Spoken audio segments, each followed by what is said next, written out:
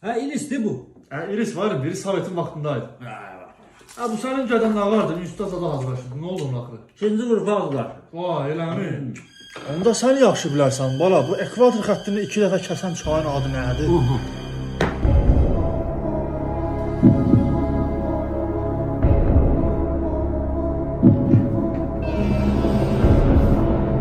Kongo çayı.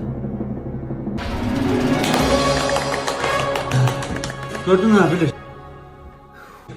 Sen oğluna karşı ha.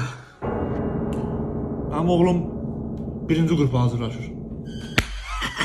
Ha onu da sen bilərsən. Üç bucağın neçə diaqonalı var?